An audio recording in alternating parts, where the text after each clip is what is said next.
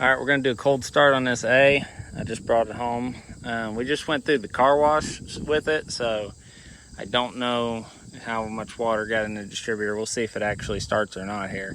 This thing usually lights right off. So got our clutch back, neutral. We got our original Deere key. Key on.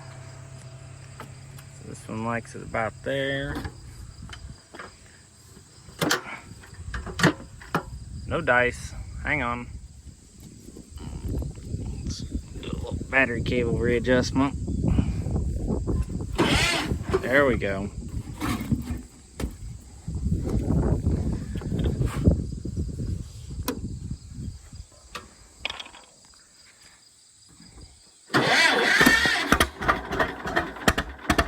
Can't ask for much better than that. Alright, now we'll get this thing unloaded.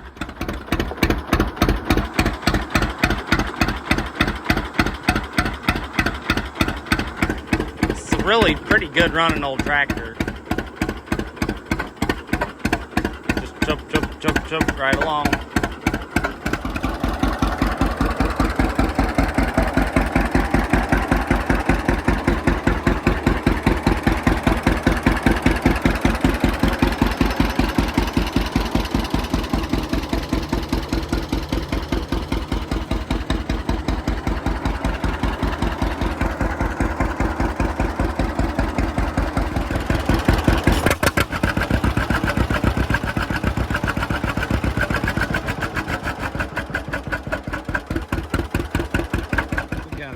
Little change of pace here. We got us a green tractor to look at today.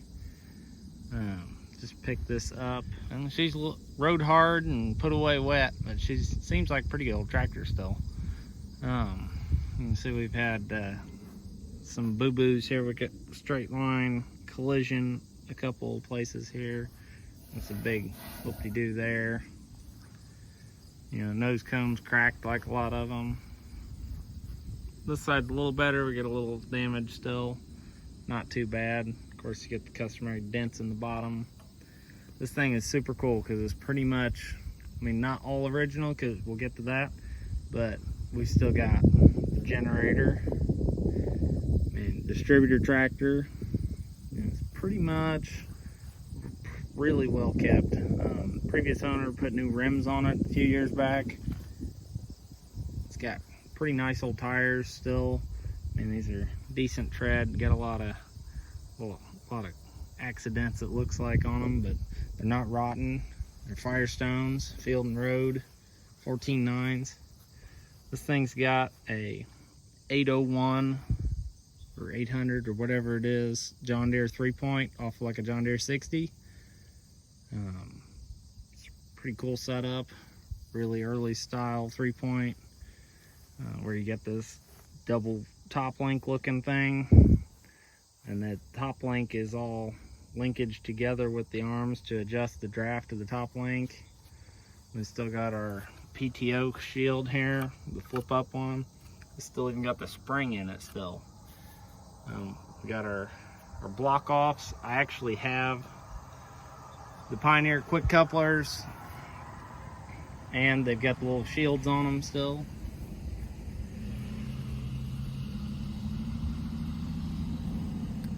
This is really cool because it still has all the original, the R clips. It's got the chains. You can still see the green paint on these here. All the green paint on all that. Granted, it looks like this thing's been repainted a couple times. I mean, you can tell by the very not level John Deere decal there. You can see the Power Troll decal still. The light's been kind of KO'd. You can see this rim's pretty new. We just had to move this rim in to get it on my trailer. I'd flip it and slide it in, but that's all half dismantled because we're going to be putting it back, flip the other way again here in a little bit. A lot of dents and dings and stuff in the flywheel shield. Quite a bit actually. It's like a bag of walnuts, but you know, she's just pretty standard old tractor. Just stand up. And of course, got the straight pipe. Probably when when whoever ran into the tree limb that kinked the air intake, that's probably when it got the straight pipe. But they haven't really destroyed the hood. You know, hood's in pretty decent shape. It's really pretty straight still. You know, a little ding there, you know, not too bad. But we got Balun power steering. Now, I'm having trouble finding anything out about this system versus the other one, the other style. I'll show you a picture of the other style here. But this one has the reservoir internal here, and this tractor uses the Eaton style pump instead of the Saginaw or the distributor drive. At least that's what I was told this was an Eaton. But this one, you can see, has had some interesting modifications made in a couple places to make it quite function. The power steering is not currently working, so we're gonna have to dive into that at some point. I believe this is our pressure and that's our return, so we'll probably knock this return line loose and see if it's actually pumping anything.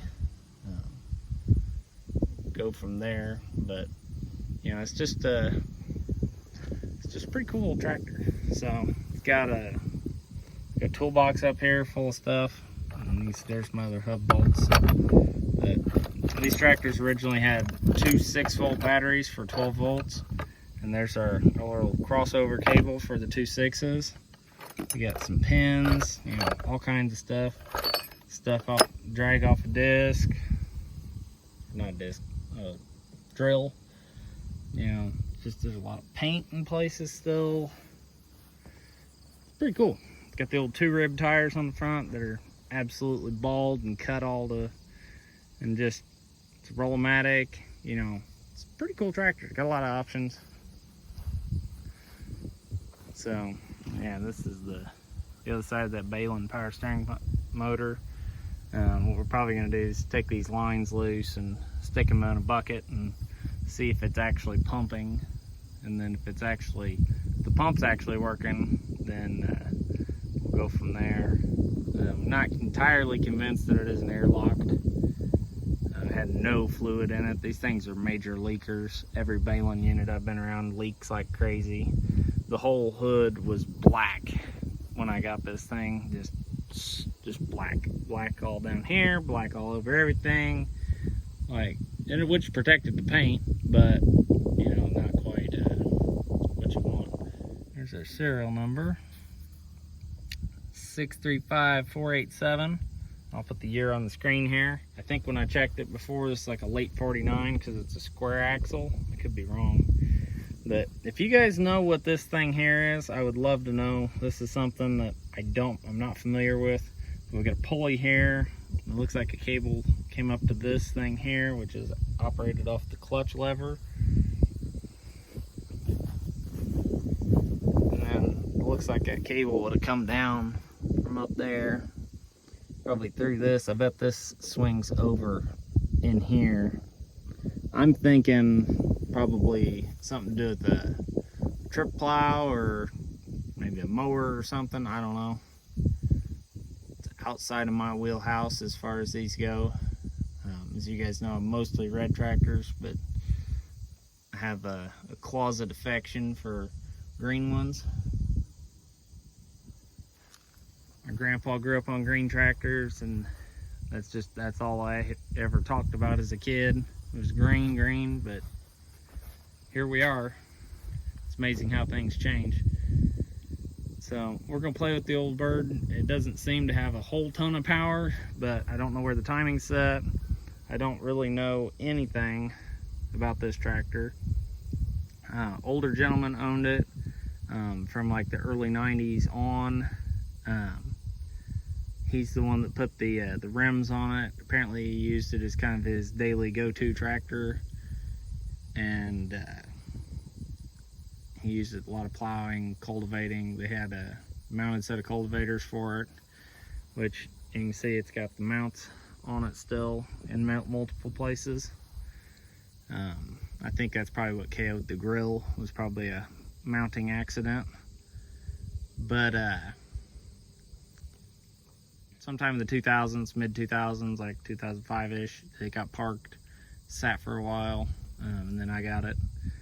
which, you know, fresh gas, a little carburetor adjustment, and she lit right off, pretty much no problem. I've got a video of that I'm going to insert here.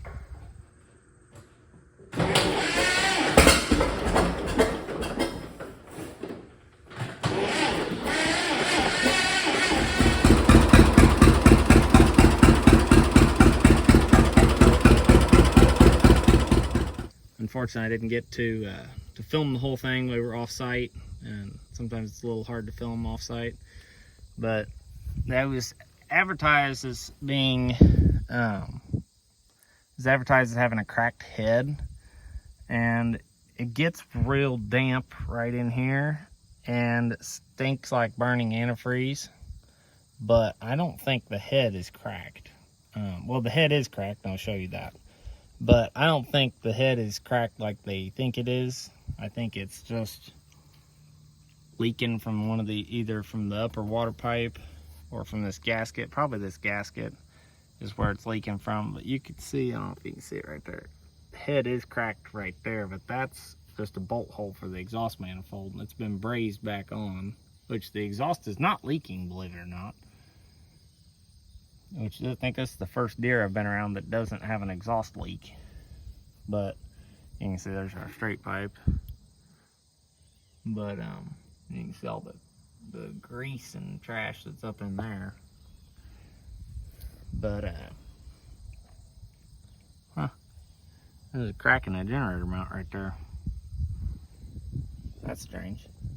But it actually, the charging system does kind of work. It charges like at 11.9, so it's not putting out a ton. We need to make some adjustments. I started looking at the regulator, and I don't think it's wired right, but I'm honestly not sure how it's working. Let's go with that. But it is working, so that's interesting. I hesitate to touch it because it's all factory wiring for the most part, but also, you know, it's kind of one of those things. I hate to mess with it, but I'd also like to mess with it. So I don't know if we're going to get into that or not. I'd like to put a regulator on it or fix that one. But I don't really know what to do with this thing. I don't know if I want to keep it. I got a good deal on it because it allegedly has a cracked head. But as you see, it runs like a Swiss watch. When it's hot, it doesn't have any smoke. But if you smell the smoke it does put out when on first start, it's oil. It's hands down, it's oil smoke. Definitely not coolant. It's just got a lot of hours on it. It's sat for a long time. It may come out of that. We're gonna put her to work, no doubt about that. We're gonna try it and see what it's got left to give.